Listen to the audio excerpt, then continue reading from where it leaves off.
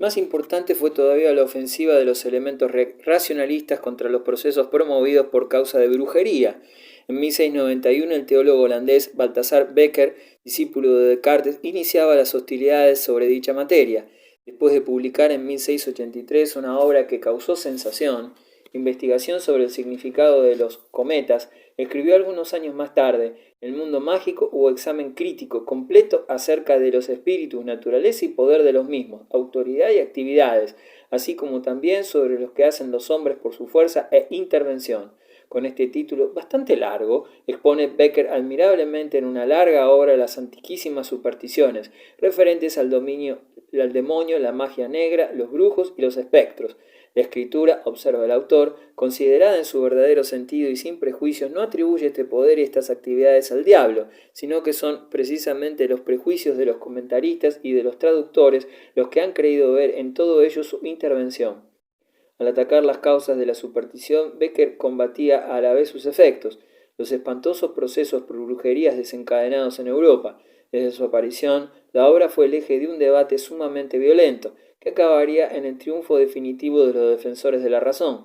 El siglo XVIII pudo ser así testigo de la derrota de esta horrible epidemia espiritual, que en el transcurso de tantos siglos sacrificaría innumerables vidas humanas. En su campaña contra los prejuicios y la superstición, los racionalistas habían puesto también en tela de juicio la autoridad de la Biblia. El sacerdote francés Ricardo Simon logró sentar las bases de un examen científico y crítico de la materia, pese a los anatemas que se fulminaran contra él. Su método de crítica textual y sus demostraciones fueron cada vez más firmes y seguros. Desde su historia crítica del Antiguo Testamento, aparecida en 1678, hasta su traducción comentada del Nuevo Testamento, terminada en 1702. Estoy persuadido, afirmaba el padre Simón, de que no se puede leer la Biblia con fruto sin una documentación previa en lo que concierne a la crítica del texto. La obra de Simón abrió tal brecha en la doctrina bíblica tradicional que la exégesis cristiana tardó muchos años en rehacerse. Deísmo y fe en la ciencia. Ningún movimiento intelectual puede sobrevivir si solo se manifiesta con carácter negativo y destructor. Necesita también ser constructivo y sustituir con nuevos valores los que considera erróneos, inútiles o dudosos.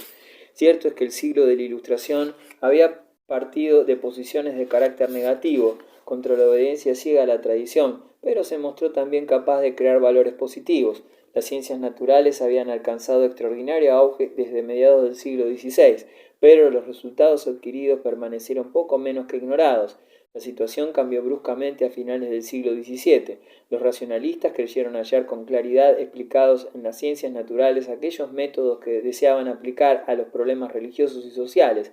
A partir de entonces, dichas ciencias se pusieron de moda. En el transcurso de pocos años, muchas ciudades fundaron su propia academia o sociedad científica, aparecieron revistas especializadas y en diversos lugares de Europa comenzaron a organizarse colecciones de historia natural. Así como el genio de Newton había dado nuevo impulso a las ciencias, el ensayo sobre el entendimiento humano de Locke representó un viraje en la historia del pensamiento. El deísmo tenía sus raíces más profundas en la época del Renacimiento. A finales del siglo XVII, el movimiento halló en Inglaterra sólido fundamento en las ideas de Hobbes y Locke y un activo propagandista en la persona de John Toland. Los deístas ingleses creían que, expurgando todos los errores y deformaciones que se le habían ido acumulando en el transcurso de la historia, podía retornarse al cristianismo original, es decir, el verdadero cristianismo de Jesucristo. La exégesis bíblica y el examen histórico de los dogmas abrieron paso a la formulación de esta religión depurada que, en su esencia primitiva, se identificaba con el sentimiento de la naturaleza, en contraposición al ateísmo de los libertinos y al teísmo que concebía a Dios como una persona. Los deístas proponían la idea de un Dios carente de personalidad, más o menos confundido en la naturaleza. Eran pues en general panteístas. Dios es la totalidad de lo existente, la fuerza inmanente de la naturaleza. La fe en el progreso humano, inspirada por las ciencias naturales, y el optimismo deísta constituyeron los fundamentos principales de la filosofía del siglo XVIII. Sin embargo, el deísmo ofrecía un punto débil, y era que su desmesurado carácter abstracto lo convertía poco menos que en inaccesible para las masas populares. Y así, el transcurso del siglo XVIII se llevaron a cabo algunos intentos para proporcionarle determinadas ceremonias o ritos, en particular al deísmo profesado por la francmasonería. De hecho, El siglo XVIII manifestó escaso entusiasmo en sustituir la fe revelada por una religión natural, pero actuó de un modo decidido para establecer un derecho natural opuesto al derecho tradicional, basado en el principio de autoridad.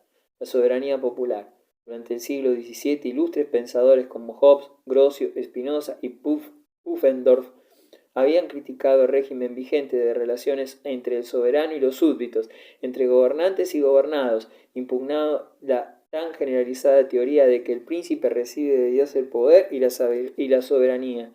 Declararon unánimes y sin rodeos que el poder del Estado es delegado por el propio pueblo, que lo deposita en manos del soberano. Según ellos, en tiempos primitivos el hombre vivió por entero libre e independiente, pero tan excesiva libertad acarreó abusos e injusticias y produjo la inseguridad social. Para prevenir esta anarquía, los príncipes y los súbditos establecieron un contrato mutuo, creando de esta forma una sociedad política. En oposición a Hobbes, Locke negaba el hecho de que los ciudadanos, en virtud de este acuerdo, pudieran ser privados de sus derechos naturales, fijados por las leyes. En el caso de que un dirigente infringiera la ley, no cumpliera sus deberes y olvidase que, lejos de estar por encima de las leyes, debe obedecerlas, entonces el pueblo tiene legítimo derecho, en defensa propia, de rebelarse contra él. Locke propugnaba que el poder supremo, concretamente el legislativo, descansara en manos del pueblo, que el poder ejecutivo, ejercido a su vez por el príncipe, debe permanecer separado e independiente del poder judicial y sometido al poder legislativo. También se fundamenta en el derecho natural, uno de los más notables escritos polémicos compuestos indirectamente contra el absolutismo, de Luis XIV, cuyo autor fue Fenelón, arzobispo de Cambrai. Siendo preceptor del duque de Borgoña, heredero de la corona, dicho prelado había escrito en forma novelada un manual de política dedicado a su augusto discípulo, pero no debió agradar mucho a Luis XIV.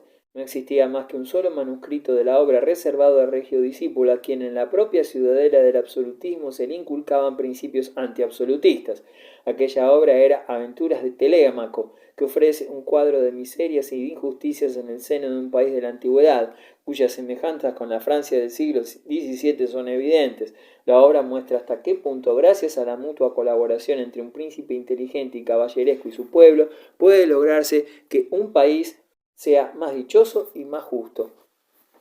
El poder absoluto del rey, escribía Fenelón, hace tantos esclavos como súbditos, se halaga al monarca, se aparenta reverenciarlo y se tiembla ante una simple mirada suya, pero en cuanto estalla la menor revolución, este poder monstruoso llevado hasta el exceso de la violencia no puede durar, no ha arraigado en el corazón de los pueblos y ha perjudicado e irritado a todos los organismos del Estado.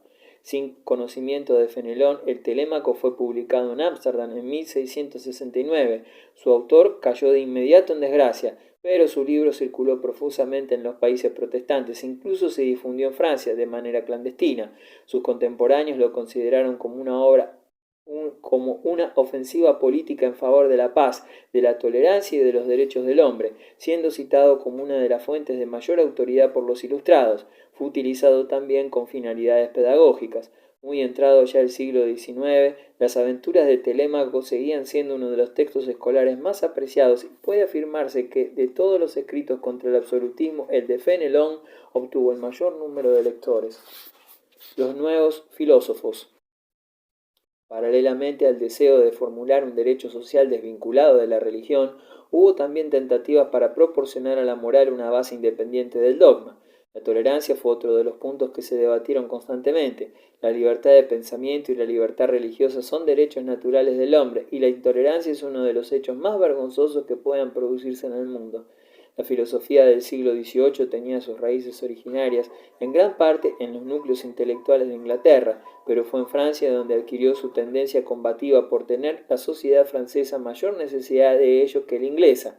En el Reino Unido eran los círculos gubernamentales quienes proclamaban las ideas de libertad. En cambio, en Francia eran definidos por la oposición y fue de los salones franceses que desde tiempo atrás se mostraban simpatizantes con las nuevas ideas de donde salieron los filósofos, como se les llamaba comúnmente. Los nuevos filósofos gozaron de renombre internacional y en la segunda mitad del siglo diversos príncipes se disputaron el honor de atraerlos a sus cortes. Así, por ejemplo, Catalina II de Rusia acogería a Diderot y Federico II de Prusia a Voltaire. Juventud del barón de Montesquieu.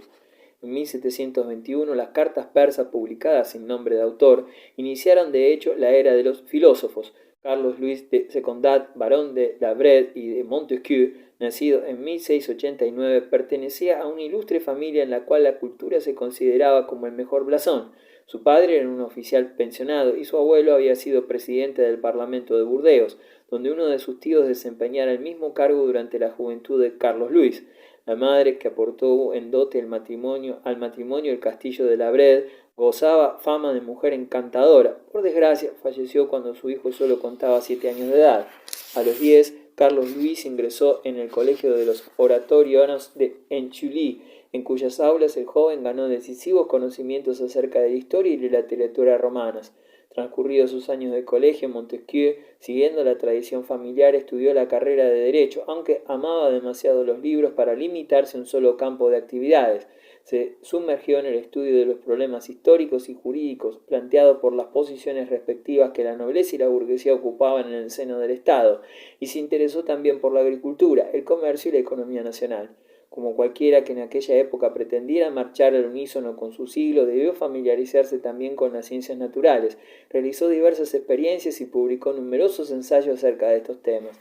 A la edad de 25 años, Carlos Luis entró a formar parte del Parlamento de Burdeos y contrajo matrimonio de acuerdo con su posición social. En 1716 heredó de su tío el cargo de presidente vitalicio de dicho parlamento, un soberbio castillo y el título de barón de Montesquieu. Los principios generales del derecho y la evolución histórica de las leyes constituían su verdadera pasión. En cambio, le aburrían extraordinariamente la rutina legal y la pompa de los tribunales, y en consecuencia presentó su dimisión al cumplir los 10 años de ejercicio. En 1716, Montesquieu fue elegido miembro de la Academia de Ciencias de Burdeos. Su celo por esta institución se acrecentó a medida que aumentaba su disgusto por su labor en el Parlamento. También en el campo de las ciencias naturales se interesó por una visión del conjunto de las mismas y por sus principios generales. Las cartas persas. En los salones que frecuentaba, en especial la de los señores de Defiant, Rioufin y Tencin, discurría con ingenio acerca de sus trabajos intelectuales. Tengo la mala costumbre de escribir libros y de roerme los dedos una vez que los he hecho. Incluso en su vida mundana, la conversación constituía para él un pretexto de enriquecimiento intelectual. Aquellas reuniones en los salones elegantes fueron el origen de su primera obra, Cartas persas, 1721. Los 2 pequeños volúmenes que ostentan título tan exótico fueron publicados por mediación de una imprenta mencionada con nombre supuesto, que había editado con anterioridad otras obras de peligrosa circulación. Asia estaba de moda y las descripciones de viajes por los países de Oriente se vendían una edición tras otra. De ahí a que un oriental trazara la crítica de las costumbres y formas sociales europeas, solo había un paso, que Montesquieu franqueó con desenfado. Cartas persas presenta a 2 personalidades persas, por supuesto imaginarias, que viajan por Europa durante los últimos años del reinado de Luis XIV y se ocupan, entre otras cosas, de observar y mantener amplia correspondencia con su país. Montesquieu trata el tema con la libertad propia de su época, describiendo, por ejemplo, con mal disimulada complacencia la vida ociosa del harem, donde criaturas adorables y ligeramente vestidas viven bajo la rigurosa vigilancia de eunucos negros, un torbellino de apasionados amores y feroces envidias. Este ambiente exótico de extraordinario colorido constituye solamente el marco de las cartas, manejando con refinamiento para proporcionar variedad y emoción al verdadero contenido de la obra, una sátira virulenta de la sociedad europea. Ambos personajes orientales se interesan por cuanto les sale al paso en su ruta europea. Todo lo sorprende y maravilla, siendo cotejado con las costumbres persas, a menudo en desventaja para los europeos. Montesquieu fustiga la frívola curiosidad de los parisienses que pasan la vida en plena ociosidad, como también las conversaciones ingeniosas e intrascendentes de la sociedad de su tiempo, la vanidad de muchos escritores y la petulancia de quienes pretenden estar de moda. Todo ello expresado en un tono de punzante ironía, con suaves pinceladas y sin aparente esfuerzo de penetración psicológica. Las 2 sencillas frases con que el persa uzbek anuncia la muerte del rey Sol son más elocuentes que cualquier largo discurso. El monarca que reinara tanto tiempo ya no existe. Procuró que la gente hablara mucho de él mientras vivió, pero todo el mundo lo ha olvidado después de su muerte.